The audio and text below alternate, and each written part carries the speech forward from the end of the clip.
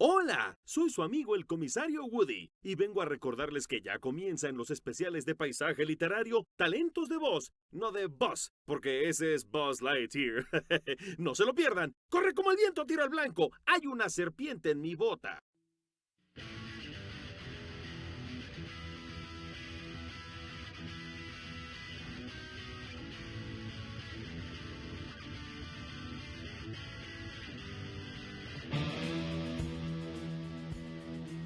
Talentos de voz.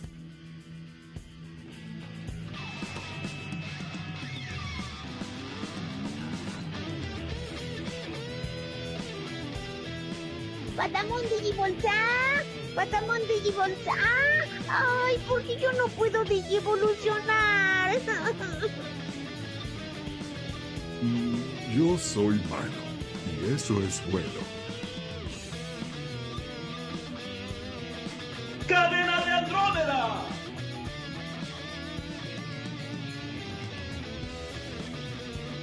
Pero no estoy amargado. No me digan eso porque no estoy amargado, no estoy amargado y no estoy amargado. Ya me voy, adiós.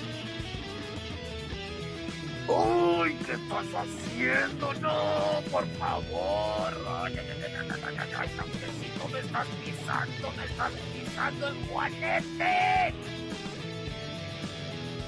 ¡Cabum!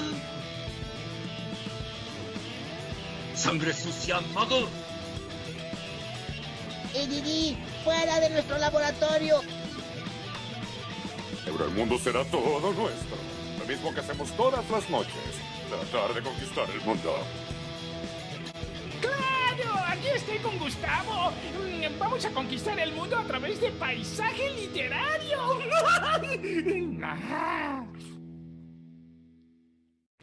Buenas. Bienvenidos a un nuevo especial de Talentos de Voz en Paisaje Literario. Un programa dedicado a esas voces que nos hicieron imaginar miles de mundos. Hoy vamos a estar charlando con el actor, locutor, cantante, comediante y actor de doblaje mexicano Diego Armando Nieves Osorio, más conocido como Dan Osorio. Una de las voces de peso en el doblaje moderno, seguramente lo deben haber escuchado en varios proyectos en los que ha participado. Es un tono de voz inconfundible, pero no es solamente la voz. Vamos a encontrar una persona pensante, con buenos criterios y conceptos. Una entrevista para escuchar y analizar, se los aseguro. Antes de presentar a Dan y empezar a charlar con él, les voy a mencionar algunos de esos trabajos en donde podemos encontrar su voz. Y está, por ejemplo, el de Hanzo Shimada en el videojuego Overwatch, Grewiska en Battle Angel, La Última Guerrera, Bonnie en Toy Story 4, el señor Gar en OK, KO, Seamos Héroes, Tamatoa en Moana, Un Mar de Aventuras, Killer Croc en Escuadrón Suicida y varias adaptaciones animadas y videojuegos, Durotan en Warcraft, El Primer Encuentro de Dos Mundos, el Dr. Víctor Falco o Rey Rata en la serie animada de 2012 de las Tortugas Ninjas, Griff Karga en The Mandalorian, Dosu Kinuta en Naruto, Smoker en One Piece, Chaz Sado en Bleach y uno de los personajes maravillosos que tiene el mundo Marvel,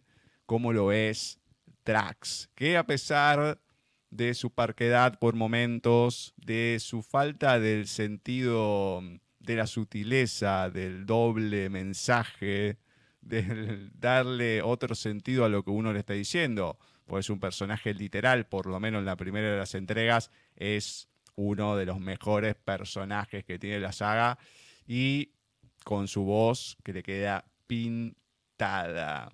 Vamos a presentar a Dan para charlar un ratito y ver cuáles son esos conceptos que tiene del doblaje y del negocio en general, de las convenciones, más allá de hablar de lo que es su trabajo, de los proyectos en los que ha participado, etcétera, etcétera. Y les doy una recomendación, escuchen toda la entrevista y cuando lleguen al final, a ver si cumple lo que dijo Dan. Bienvenido a Paisaje Literario, Dan. ¿Cómo va todo por ahí? Todo muy bien, mi estimado Gustavo. ¿Qué cuentan en Argentina? ¿Cómo están? Oh, acá en Argentina, mira, como siempre.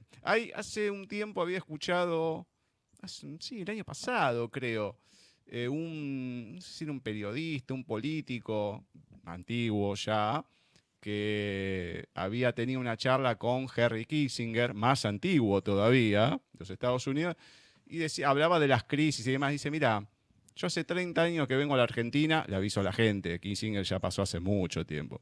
Dice, hace 30 años que vengo a la Argentina, cada vez que vengo están pasando por una crisis. Entonces, o saliendo de una crisis y todo. La Argentina es como, van en una cuestión cíclica que no tiene fin. Y hay gente que no ayuda tampoco, ¿no? Pero bueno, temas de dominio público que la verdad hay algunos que mejor esconderlos que mostrarlos. Pero, bueno, ya es otro tema. De salud y eso, en líneas personales bien. Y después, bueno, complicados como todos, un poquito más, un poquito menos que en algunos otros lugares, en todo lo que es la pandemia, el coronavirus y demás. Pero sacando eso, tratando de tirar, de ir para adelante, que es lo importante.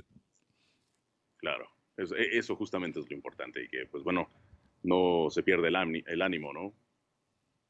No, por supuesto. Por lo menos de mi lado, yo ya pasé por tantas, la ceguera, trasplante, miles de internaciones, y no me va a vencer esto, así que voy a seguir jorobando un poquito más por estos lados. Eso. Así que hay que tomarlo de esa manera. Claro, todo tomarlo con la debida filosofía. Exactamente. Pues qué gusto que me hayas invitado a tu programa, mi estimado Gustavo. No, al contrario. Y es un honor, porque sé que tú acostumbras invitar a tu programa gente destacada, sobre todo en literatura y todo esto, y bueno, me siento hasta abrumado un poco que me hayas invitado a tu programa tan culto. No, a ver, tampoco tan culto, mirá que tampoco es que, desborda de cultura. Hacemos las cosas, tratamos de leer algo, compartir, siempre de manera relajada, que no sea un relajo, obviamente, pero relajada, que a la gente le llegue. Y bueno, solemos tener algunos buenos resultados de algunos que los escuchan, obviamente, o los entrevistados, pero acá lo importante es la persona. Para mí no hay, no sé, ni grandes ni chicos. A mí me gusta, o sea, yo creo que cada uno tiene algo para dar, aunque recién empiece, aunque tenga un montón de tiempo, y creo que la cuestión es encontrar eso. ¿Cuál es la chispa? ¿Cuál es esa cosita que tiene cada uno, por lo cual es importante en la vida? Y bueno, tratar de dar una mano para difundir. Eso es lo principal, claro, en lo literario, lógicamente. Después esto ya es un placer, ya es otra cosa. Cada faceta tiene una particularidad, tiene algo diferente. La cuestión es hacerlo con ganas, eso es lo principal. Pero siempre el dar a conocer, el difundir, el conocer a la gente, me parece que es lo más importante que hay.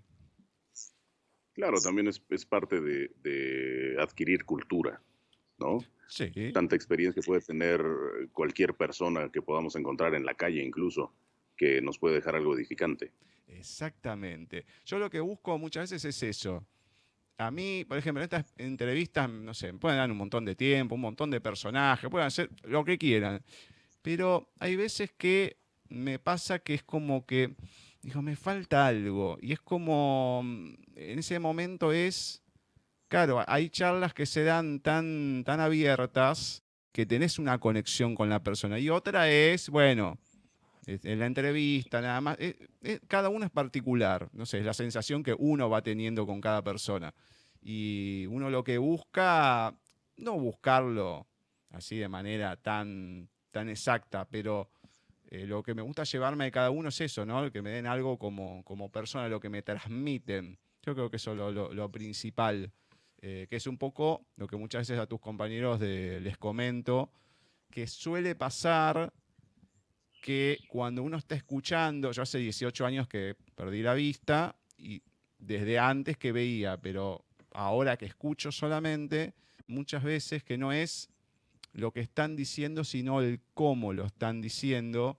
Y parece mentira, pero al escucharlo es como que llega a veces de otra manera. No solamente lo que están diciendo, poner el tono, hay algo extra para mí, yo lo veo, lo siento de esa manera. Y desde siempre, que perdí la vista, un poquito más. Entonces, eso me parece que es lo maravilloso, poder hablar y muchas veces poder expresarles esta cuestión ¿no? de lo que uno recibe a la hora de lo que están haciendo, más allá que sea un super personaje o un personaje chiquitito. Pero a veces pasa que vos escuchás algo y decís, esto, ¿qué pasa acá? Me llama la atención. ¿Por qué me llama la atención? Eso es lo lindo que puede tener estas cosas. Claro. Y qué bueno que tocas el tema, porque me parece que ahí, vaya, tienes un punto extra de consideración al respecto, ya que, pues bueno, generalmente se sensibiliza más el sentido del oído en casos como el tuyo y en personas que traen congénita la cuestión de la vista. Y enorgullece, al menos a mí me enorgullece el hecho de que la gente me reconozca y reconozca a mis compañeros porque hicimos un buen trabajo. No nada más por ponerle la voz a X personaje, porque ahora se hacen más famosos los personajes que la gente, ¿no?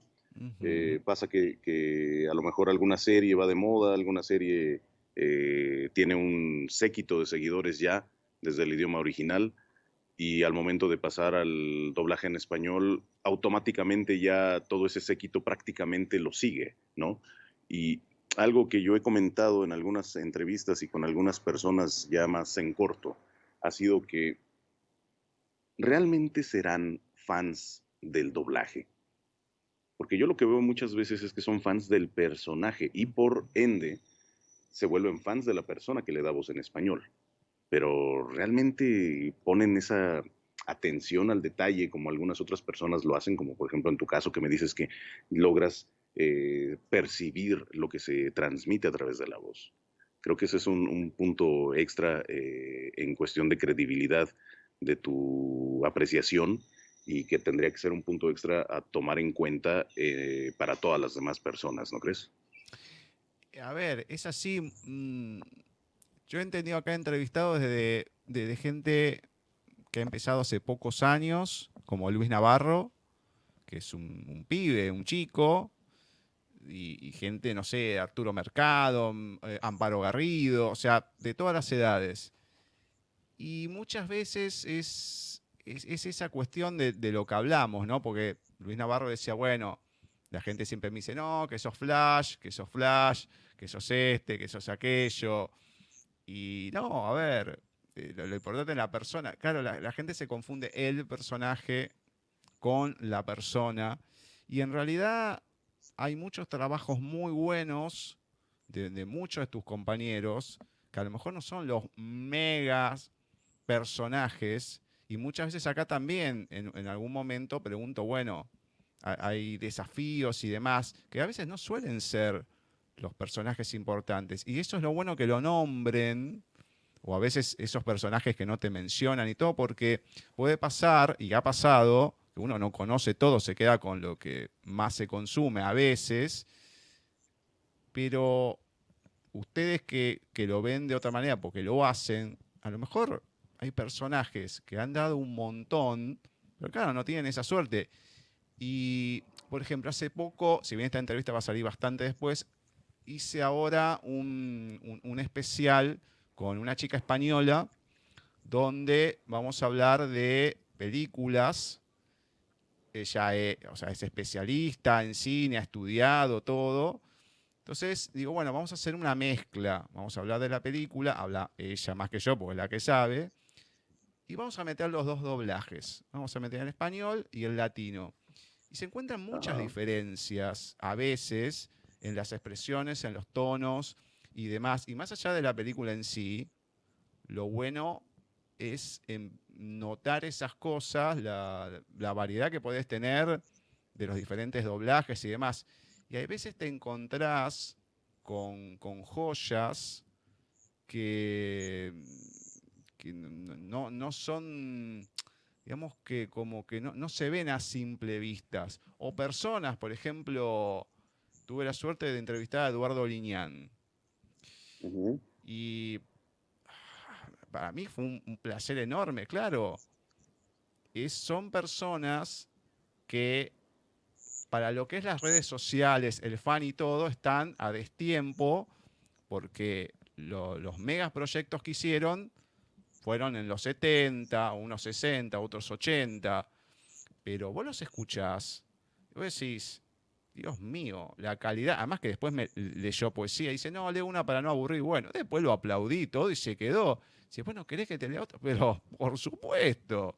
A ver, entonces, eso es lo lindo que tiene cada persona y es a veces una fortuna el que te reconozcan todo, perfecto, por un personaje. Pero lo bueno es poder valorar a lo largo de la historia un montón de trabajos que se han hecho. Y bueno, a veces unos han tenido suerte, otros no. A muchos les ha pasado. Pero acá esa es la cuestión, darle importancia a cada uno de ellos, de ustedes, más allá del personaje. O sea, no. Claro. Es un fenómeno lo que se ha dado hoy en día con el doblaje. La verdad que sí. Pero detrás de todo eso hay un montón de actores que, bueno, pueden no pegarle con un personaje. Pero no significa que sean menos actores que otros. Y también a la inversa, pero bueno, ese ya Claro. es otro tema. Lo que resaltas es importante. Acá tenemos un dicho, a veces por alguna razón, siempre yo creo que a todos nos ha tocado. No creo que haya una sola persona que haya llegado a ser estelares de inmediato y que solamente haga personajes estelares. Tenemos un dicho en el trabajo que a veces llegamos y hacemos un personaje de una palabra o una reacción, ¿no? Pero da la casualidad que sin esa palabra o esa reacción de ese personaje no se iba la película o no se iba la serie. Entonces, tanta importancia tiene el estelar como el último de los personajes. Bueno, yo más adelante voy a nombrar un caso así, más adelante, porque es un claro ejemplo, pero lo voy a dejar para su momento, porque si no ahora lo voy a quemar. Bueno, más allá de Muy todo bien. esto, quiero empezar a conocerte, que la gente también te conozca, porque hay muchas entrevistas y por lo general se va siempre a lo mismo. Entonces, vos ya de que naciste, o que sos chico, estuviste rodeado de la música, del arte en general. Pero, ¿cuándo y cómo es que nace en vos esta pasión? Porque no creo que todo lo que esté referido al arte se pueda hacer sin pasión, como dije, por el arte, por la actuación, por la música, por todo esto. ¿Cuándo es ese momento que vos sentís, ¿no? Que te empiezan a hacer y que querés empezar en todo este camino? Pues específicamente el momento exacto donde me nace la pasión por la actuación, no te lo podría decir porque no lo recuerdo, yo era muy chico. Como bien dices, sí, mi padre en paz descanse era músico, entonces desde siempre estuve rodeado de música primeramente. Empecé a dibujar muy pequeño, porque pues, como fui el hijo mayor, pues no tenía con quién entretenerme y pues traté de buscar ahí alguna forma de mantenerme ocupado. Y recuerdo que en algún momento me percaté o me instruyeron en lo que significaba el doblaje, porque bueno, cuando no te das cuenta que eso es lo bueno del doblaje, que no te das cuenta que está en otro idioma originalmente y que después lo hicieron en español. En algún momento de mi infancia caí en esa cuenta y pregunté, bueno, ¿y cómo se hace? ¿No? Me llama la atención, quisiera saber más al respecto. Pero bueno, mi caso en especial es seguramente similar a muchos otros casos. Yo no vivo directamente en la Ciudad de México. México tiene la peculiaridad de que todo está centralizado. Si bien somos 32 estados que conforman la República y que cada estado tiene su propia industria, por decirlo de alguna forma, la gran mayoría de las cosas ¿cómo decirlo?, globales, se concentran en la Ciudad de México. El cine, por ejemplo, generalmente, bueno, los estudios más grandes de cine que hay en el país están aquí en la Ciudad de México. Sí, hay películas que se hacen en locación, en otros estados y lo que quieras, pero los estudios de cine más importantes desde siempre han estado en la Ciudad de México. Las estaciones de radio más importantes están en la Ciudad de México. Las televisoras más importantes están en la Ciudad de México y así sucesivamente. Entonces yo, como no soy niño de ciudad, pues no sabemos gran cosa al respecto, ¿no? Yo vivo en una provincia aledaña a la Ciudad de México y pues bueno, te repito, en ese entonces pues no se sabía nada al respecto. El pensar en siquiera conocer a los actores de doblaje era impensable. O sea, en ese entonces no existía. Y estamos hablando no hace mucho tiempo, para muchos tal vez sí les va a parecer mucho tiempo, pero estamos hablando por ahí del 85, 86, 1986. No se sabía nada. En ese entonces no existían las convenciones de doblaje, no existían los eventos a donde invitaban a los actores, etcétera, etcétera, ¿no? Entonces sí era algo como poco más que impensable el saber, uno, dónde, dos, cómo, y tres, quiénes, ¿no? Solo sabíamos que pues, las cosas estaban dobladas y se acabó. Pero vaya, me llamó la atención. En algún momento recuerdo yo, hace muchísimo tiempo, haber escuchado una entrevista de radio con mi querida Romy Mendoza y con mi estimado Mario Castañeda, más o menos por esa época, en una estación perdida en la frecuencia de AM, que los entrevistaron y para mí en ese entonces, que yo era, vaya, un poco fanático, no digamos que fanático, pero un poco fanático de una serie que se llamó Los Años Maravillosos, Wonder Years en inglés, y justamente pues Mario Castañeda hacía al narrador de la serie, que después se sabe que era Kevin Arnold, ya de adulto, y Romy Mendoza interpretaba a la eterna novia juvenil del protagonista, Kevin Arnold. Se llamaba Winnie Cooper. Entonces, en la locutora que los estaba entrevistando les preguntaba, bueno, ¿y ustedes qué onda? ¿Cómo le hicieron? ¿Cómo entraron? Bla, bla, bla. Y ahí fue como un refuerzo de que era algo muy cerrado, ¿no? Era algo prácticamente imposible poder hacerlo y vaya, pasó de largo como muchas otras cosas. Es algo, vaya, que a lo cual no tienes acceso, por lo tanto, pues como que no sabes cómo darle interés, ¿me entiendes? Posteriormente, por azares del destino, dicen que pues, las cosas te llevan a tu lugar, ¿no? Exacto. Yo estaba estudiando ingeniería en sistemas computacionales. Y aquí en México, parte de la formación académica exige que se hagan dos cosas, una que se llama servicio social y otra que se llama prácticas profesionales. Y bueno, un poco mañosamente, dentro de las prácticas profesionales, me hice colaborador de un fanzine que hablaba de, sí, un poco de cultura oriental, pero básicamente de cuestiones de manga, anime y toda esta onda. Sí. Y en ese entonces todavía no existía, obviamente, Facebook, no existían las redes sociales, no existía la web .2, los blogs, nada, ¿no? Con algunos de mis amigos, que después de que desapareció el fanzine, decidimos hacer la versión digital de algo similar, vaya, no conservando el nombre ni nada, sino hacer algo nuevo. Empezamos a hacer esto, que era, pues, la versión digital de los análisis, las reseñas, etcétera, etcétera. Y en algún momento a alguien se le ocurrió, oye, ¿y si entrevistamos actores de doblaje? Ya nos lo permite, o sea, podemos colgarlo en internet, que se quede ahí el audio y que lo escuchen, tomamos fotografías, podemos tomar video, pero estamos hablando de 1998, donde en México la velocidad máxima de internet eran unos grandiosos 32.2 kilobaudios por segundo. Que ya te imaginarás el tiempo que tardabas en subir una fotografía a un servidor gratuito, además. Sí. ¿No? Era una labor que aparte no nos estaba dejando nada económicamente hablando, más el gusto, solamente era por el gusto.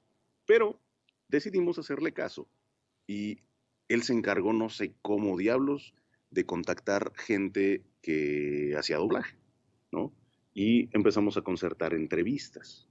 Eso fue en 1998 cuando empezamos con esto. Aclaro que todavía no existían foros, todavía no existían, pues nada de lo que ahorita incluso ya pasó de moda, ¿no? Ahora los foros son como para consulta y son muy de nicho y son, por ejemplo, para una marca específica de coche, para una motocicleta en específico, para un tema didáctico en específico, etcétera. Son muy de nicho. Solo la gente realmente interesada en esto es la que busca los foros para salir de dudas o para preguntar algo, los expertos, ¿no? Nosotros estábamos haciéndolo muy ahí, un poco a la deriva. Yo mi tesis la hice en programación de HTML, entonces yo me encargaba de hacer de hacer todo el formato y subir todo esto. Y en algún momento, por azares del destino, el entrevistador, porque bueno, con el paso de los años, me volví una persona un tanto tímida, ¿no? Era un joven un poco retraído. Por alguna razón, el entrevistador que iba a cubrir una entrevista de unas... se acababa de hacer la primera película animada de Fox, que se llamó Titan A.E. Sí, y me acuerdo. Este amigo había conseguido la exclusiva, digamos, de la entrevista a los actores de doblaje de esa película en un estudio. O sea, ni siquiera fue por parte de una agencia, ni siquiera fue por parte de prensa, ni de marketing de la distribuidora, ni mucho menos. No sé cómo diablos le hizo. Logró que el estudio le dijera, ok, ven al estudio y entrevista a los actores. Nada más que, pues bueno, vas a tener que esperar a que terminen su llamado y en algún momento, si ellos consideran pertinente, que te concedan la entrevista. Pero el día que iba a entrevistarlos, se enfermó y no podía ir. Y todos los demás que estábamos inmiscuidos en esto me hablaron, oye, tienes que ir porque nadie más puede. Bueno, ¿y qué les hace pensar que yo puedo? ¿No? No, pues es que, ve, no hay de otra, tienes que ir, yo estoy trabajando, ¿verdad? Y como habíamos 2 estudiantes nada más en ese entonces, pues como que éramos los comodines para todo, ¿no? Y pues bueno, yo sin saber nada, yo la ciudad prácticamente en ese entonces no la conocía, ¿no? Sabía ir del punto A al punto B y eran muy pocos puntos B que conocía aquí, en la Ciudad de México. Entonces, como pude, llegué al estudio y levanté las entrevistas. Y desde el momento de llegar fue otro mundo. Fue algo que se volvió fascinante para mí. El escuchar gente que yo ya había escuchado antes y que no tenían un rostro, ¿no? Que pues yo había escuchado las voces en otros personajes. Digo, bueno, el estelar de esa película era Kuno Becker, que jamás en su vida había hecho doblaje, esa era su primera intervención en doblaje. En ese entonces, Kuno creo que estaba en Los Cuernos de la Luna porque había tenido varias telenovelas bastante exitosas, ¿no? Pero fue bastante sencillo. Una persona bastante centrada, me pareció, bastante tranquilo, relajado, me concedió la entrevista sin mayor problema, ¿no? Jessie Ortiz, que ahora considero yo que somos amigos, fue la coestelar, también, pese a que era una jovencita, pero que ya traía carrera, bastante amable, bastante centrada, bastante tranquila. La otra persona que entrevisté fue a Carlos II, que yo lo había escuchado desde Alf, ¿no? Igual bastante amable, muy fluidas fueron las entrevistas y me encantó el ambiente, ¿no? Posteriormente, a raíz de eso, me hice amigo de Carlos y el director de esa cinta del doblaje de esa cinta fue Javier Rivero, con el cual también entablé posteriormente una amistad. Y se fueron dando las cosas, para no hacerte tanto el cuento largo, nos asociamos para una productora de eventos que, estamos hablando del año 2000, cuando echamos a andar ese proyecto, que lamentablemente, pues bueno, no se pudo concertar nada. Siento que nos adelantamos demasiado, ¿no? Para ese entonces, no sé si tú recuerdes que incluso en Argentina había un evento masivo que se llamaba la MESIF, que la organizaba Grupo Editorial Vid, Sí. que era bueno, yo recuerdo en mi época de juventud haber ido a muchos eventos aquí en México, por ejemplo, pero el que se llevaba las palmas de todo a todo, porque incluso tenía su propio festival de cine de ciencia ficción, era la MESIF. Sí. ¿No? Aquí en México la última edición, me parece, fue en 1998. Y desde ese entonces, la MESIF ya estaba como tratando de jalar a los actores de doblaje a este tipo de eventos masivos. Creo, me atrevería a decir yo que ellos fueron como pioneros en ese sentido. Incluso en la MESIF 98 me tocó ver un show en vivo de mis compañeros, ahora compañeros, interactuando, personificando a sus personajes. René García, Mario Castañeda, Laurita Torres, Marina Huerta, Humberto Vélez, Pati Acevedo, entre algunos otros, etcétera, en ese evento de 1998. Entonces, bueno, cuando yo me hice amigo de Carlos y de Javier, nos pareció muy buen proyecto el producir eventos, pero que ahora no fuera la gente de manga, cómic, anime, que invita a los actores de doblaje, sino que fuera una convención específica de doblaje. Incluso habíamos ideado una premiación con una academia, fundar la Academia de Críticos de Doblaje. Esa era nuestra misión principal en ese entonces, ¿no? Pero bueno, sabes que todas las buenas intenciones, si no hay un capital que la sostenga, pues lamentablemente muchas veces no llegan a buen puerto. Tocamos muchas puertas para conseguir apoyo, para echar a andar esto. En su momento, pues bueno, no se dio. Se quedó todo, digamos, en el tintero, muy bien diseñado, creo yo. Ahora he visto eventos, vaya, no es que yo quiera criticar ni nada, bueno, pero he visto eventos que, gracias, han querido darle realce a lo que es el doblaje, pero no creo que el mecanismo adecuado de premiación sean votos en Facebook, por ejemplo, ¿no? Porque no sabemos, y yo creo que yo me considero en uno de esos casos, yo tengo muy pocos seguidores en mis redes sociales, pero eso no significa que no pueda competir en alguna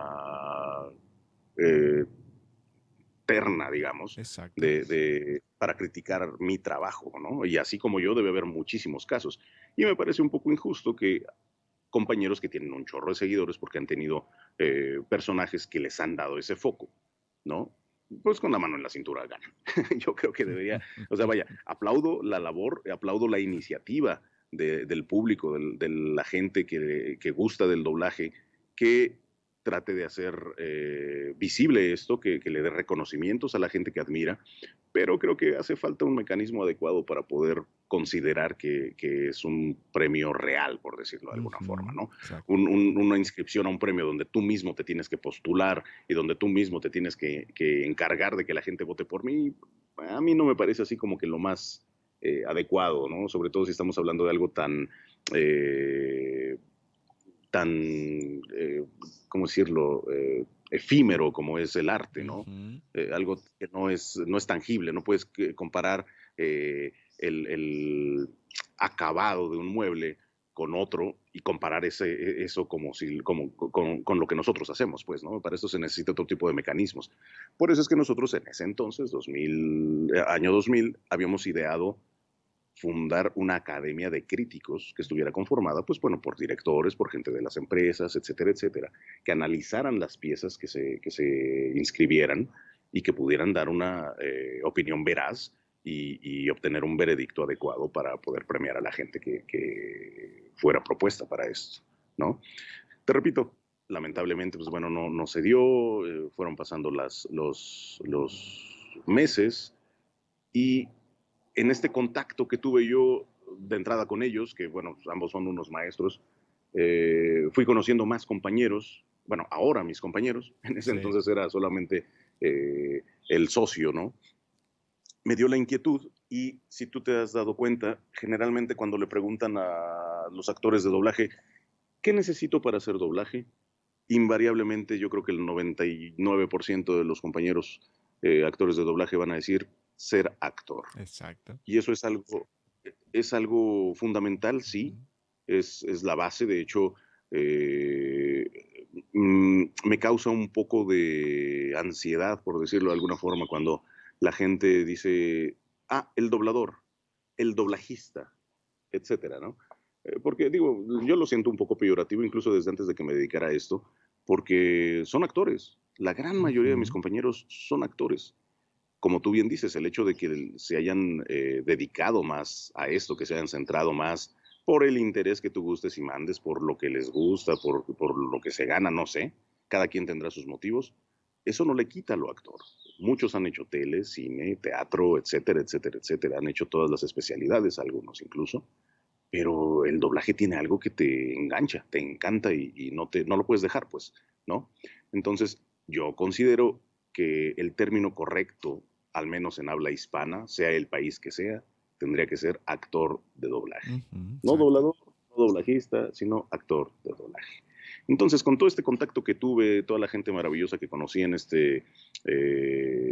aventura de organizar estos eventos y todo esto, pues me nació la inquietud y me metí a estudiar actuación en una academia que justamente había fundado mi en ese entonces socio, Carlos II, con gente que había salido, digamos, de un instituto que se disolvió, que tenía mucho renombre, que se llamaba el Instituto Arte Escénico.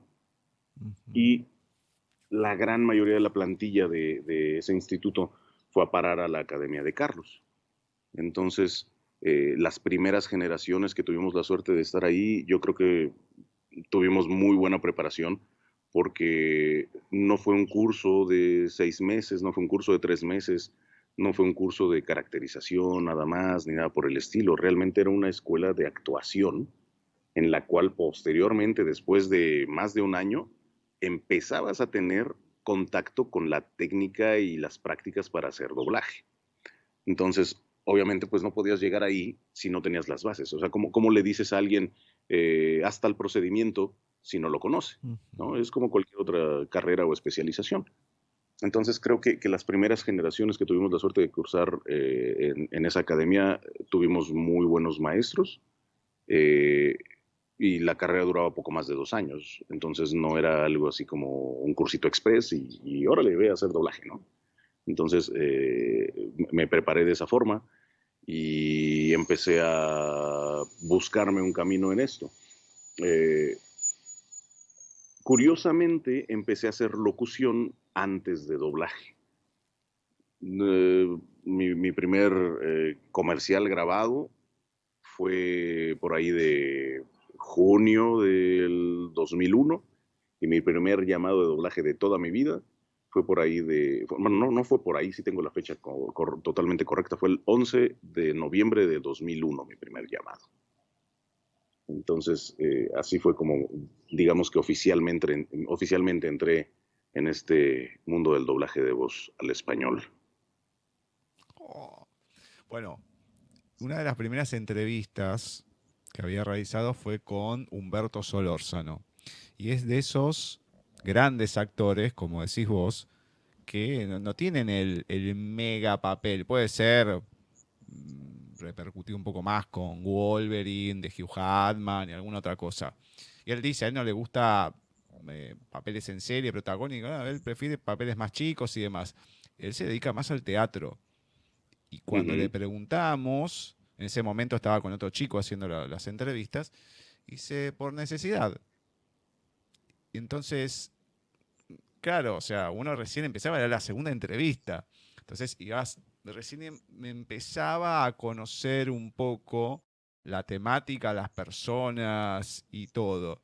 Entonces, bueno, de ahí han pasado miles de cosas, miles de experiencias y es genial encontrar gente así. Y como decís, puede haber alguno que no sea actor y bueno, tenga el talento, se haya metido, todo y demás. Pero sí, la realidad que el 99.99 son actores y es lo que se ve en muchas de las interpretaciones que hay, porque si no, a ver, puede ser que alguien se queje, bueno, que no quedó bien el lip sync o lo que fuera, pero hay poca gente que se queja que la actuación es mala. Puede no gustarle la voz, pero muy pocas veces se han quejado de la actuación. Entonces, si de lo que menos se queja la gente es de la actuación, por algo es que son actores y están haciendo por lo menos ese trabajo bien. Hay veces que se ha criticado, no voy a decir que no. Lo primordial, la base de todo, porque estás Claro. haciendo un trabajo de interpretación. Entonces, si no sos actor, no tenés la técnica, salvo que tengas el gran talento, es muy complicado. Sí, no es cosa fácil.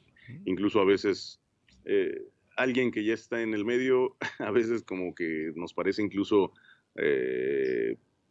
chistoso, por decirlo menos, que vemos entrevistas con los llamados Star Talents, que Sí. nunca habían hecho doblaje, ¿no? Y dicen, no, padrísimo, súper fácil, estuvo muy entretenido. Pues sí, pero ellos piensan que a lo mejor con todos es igual, se cierra el estudio una semana específicamente para que ellos estén a gusto, con catering, apapachados, y grabas una palabra y descansas, etcétera, etcétera, etcétera. Bueno, así, si fueran así las cosas con todo mundo, sí sería facilísimo. Pero imagínate cuánto tardaríamos en hacer un solo episodio de una serie. Claro, ¿no? olvidate. Entonces, realmente el cariño a esto, el tomarle aprecio, el valorar todo lo que esto significa, lo logras estando en esto diario, ¿no? Ver qué tanto trabajo te cuesta conseguir las cosas, qué tanta exigencia te pide tal o cual director, etcétera, etcétera. Y con el caso específico de Humberto Solórzano, lo estimo y lo admiro mucho, y fue el primer actor que yo vi grabar con algo que nosotros llamamos ensayo grabado. En ese entonces, incluso fue en mis inicios de la preparación para esto, fui a hacer sala, como se le dice comúnmente, que es cuando vas a ver prácticamente, cuando vas a ver a tus compañeros trabajar. Y en ese entonces creo que Humberto tenía un proyecto de televisión y tenía el tiempo limitado, pero estaba haciendo el estelar de una serie que se llamaba, híjole, una serie italiana de un detective que tenía un pastor alemán y que el perro se llamaba Tequila, pero no me acuerdo cómo se llama la serie, discúlpame. Y él era el estelar, él era el investigador dueño del perro que se llamaba Tequila. Me impresionó su manera de grabar, porque prácticamente el ensayo que estaba haciendo estaba quedando perfecto, ¿no? En ese entonces, bueno, ya el doblaje se apoyaba de la computación. Hay algo que se llama Pro Tools, que se utiliza para muchas cosas, pero específicamente para doblaje fue una innovación inimaginable. Ahorraba muchísimos procesos, tiempo, etcétera, y daba la facilidad de lo que ahora se conoce vulgarmente y que es herramienta diaria de todos nosotros, el acomodar el audio, ¿no? Cuando se grababa en cinta, pues quedaba como lo hacías. No había manera de editarlo, de perfeccionar el lip sync.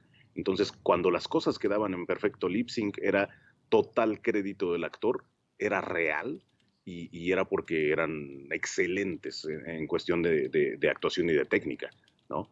Ya con la modernización tenemos ciertos permisos, digamos, porque la tecnología lo avala, de a lo mejor no dejarlo exacto, pero algo trabajable, que acomodándolo un poquito a la izquierda.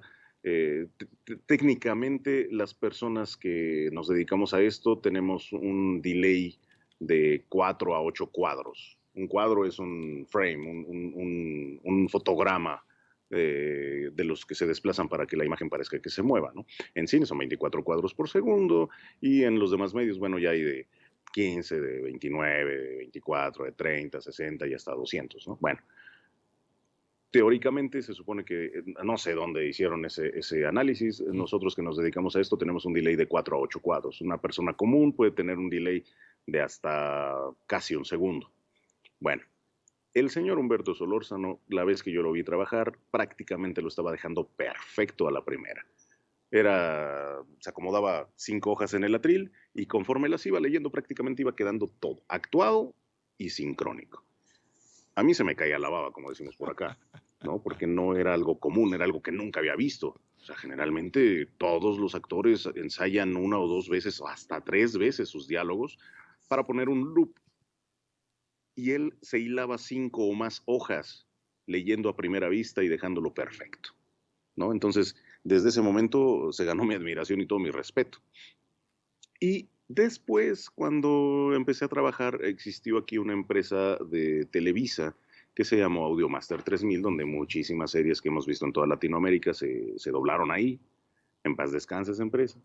A mí me tocó trabajar ahí, me admitieron para trabajar ahí en los últimos 6 años de vida de esa empresa. Y una de las personas que me tendió la mano y me empezó a dar trabajo ahí, Martín Soto, al cual le estimo también mucho y le mando un saludo si es que nos llega a escuchar, me pasó lo que para mí en ese momento significó uno de mis primeros grandes llamados. Creo que a estas alturas del partido tu público y tú ya deben estar un poco familiarizados con el argot de nosotros y sabrán lo que es un loop. Sí, pero exacto. si por cualquier razón alguien de los oyentes no está familiarizado con el término, el loop es la unidad de medida para el doblaje, al menos en México, pues, que se conforma de 25 palabras o de 15 segundos de reacciones en pantalla. Lo que suceda primero, eso es un loop.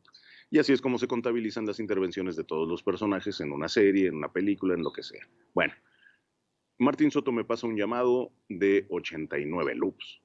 En ese entonces creo que mi máximo habían sido 15, 18 loops, algo así por el estilo. 89 loops, yo ya me sentía realizado, ¿no? Dije, no, hombre, de aquí a las estrellas. Voy llegando a la sala. En ese entonces, todavía en Audiomaster, no llegaba el Pro Tools, se grababa aún en cinta y bueno, en ese entonces, y no estoy hablando de algo muy lejano, simplemente que la tecnología avanzó a pasos agigantados. Se grababa en cinta y las cintas solamente tenían 8 tracks. Entonces se tenían que acomodar los personajes, sobre todo si era una cinta, una serie de muchos personajes. El director y su asistente, que ahora ya no existe eso, tenían que ingeniárselas para acomodar los personajes de tal forma que en los 8 tracks cupiera todo. Entonces, en algunas ocasiones había que grabar 2, 3 o más personajes en el mismo track simultáneamente, como si estuvieran interactuando, porque si no, no daba. No podías hacer la cinta, ¿no? Y bueno, ¿cuál va siendo mi sorpresa? Que llego emocionadísimo y volando prácticamente a mi llamado de 89 loops, y en el atril veo a don Humberto Solórzano, ni más ni menos, ¿no? El tipo que yo vi que estaba leyendo y poniendo los loops un año antes, estaba ahí, iba a ser mi compañero de escenas en esa película. Fue una película muy rara, bueno, o sea, rara porque pues, rompe un poco el concepto de lo que nosotros tenemos que es Blancanieves. Creo que fue para Hallmark Channel. Y es una película que incluso yo creo que todavía la siguen pasando, que los enanos no son enanos, nada más están vestidos de colores, digamos, pero son personas normales, incluso hay unos que son altos, ¿no? Y a mí me tocó hacer a Tontín. Y no recuerdo qué personaje hizo Humberto, pero prácticamente en toda la cinta interactuábamos. Y por eso fue que tuve el llamado junto con él, ¿no? Pues bueno, sabrás que en ese momento me puse de colores, acabé blanco del susto y con las piernas temblando, porque, pues bueno, aparte de que Humberto es una persona que se ha ganado el respeto, pues también tiene su carácter y yo no me quería ver en la situación de echarle a perder las tomas, ¿no? Y que el llamado se volviera eterno y un suplicio por haber grabado conmigo. Entonces, pues no me quedó más que respirar hondo, tratar de tranquilizarme y concentrarme y hacer lo mejor de mí. Y a final de cuentas, después de cerca de 2 horas de suplicio, creo que el resultado no fue tan malo. Creo que no me equivoqué tanto y no recibí tantas miradas, ¿cómo decirlo?, amenazantes de Humberto. Entonces, ya con eso creo que fue ganancia. Y fue una experiencia como una prueba de fuego, ¿me entiendes? Porque no fue cualquier persona, vaya. Igual si yo hubiera hecho esos 89 loops sin haber interactuado con él, tal vez no lo hubiera hecho así. Siento yo que el resultado fue bueno. No he escuchado el resultado. A lo mejor ahora lo escucho y digo, oye, sí me escuchaba bastante novato tal vez.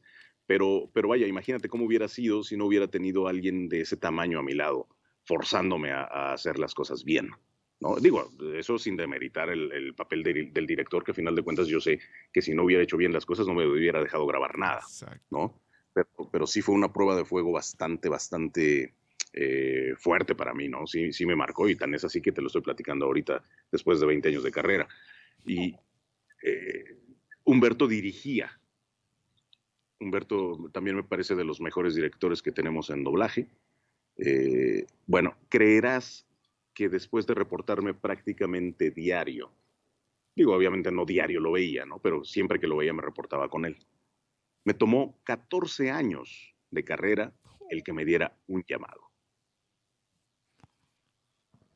Así es con algunas cosas el doblaje. Y así de exigente, digamos, es Humberto.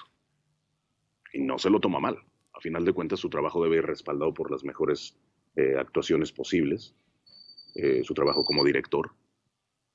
Y jamás tomé a mal el hecho de que no me llamara antes. Yo creo que me llamó en el momento que él consideró justo y se lo agradezco. Pero sí, o sea, mucha gente que entra ahorita, sobre todo que se ha masificado esto, me ha tocado ver compañeros jóvenes y no tan jóvenes, pero nuevos en este arte, que se desesperan porque llevan 2 semanas y no han tenido un papel, ¿no? Uy. Cuando yo tardé 14 años reportándome con alguien para que me diera un llamado. Entonces, no, hombre, no sabe nada de lo que es esto. Bueno, muchos de tus compañeros dicen, es una carrera de resistencia. No podés buscar cosas inmediatas porque no lo vas a encontrar.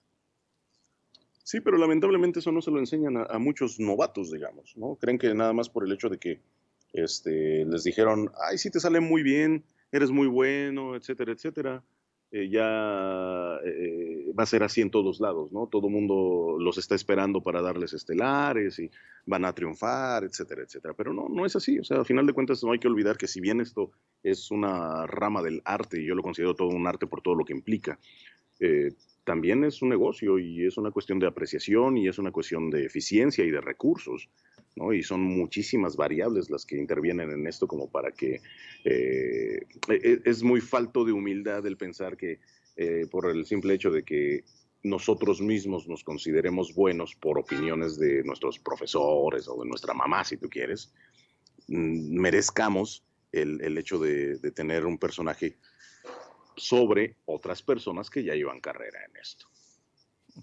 Quédate ahí, que ya volvemos con Talentos de Voz.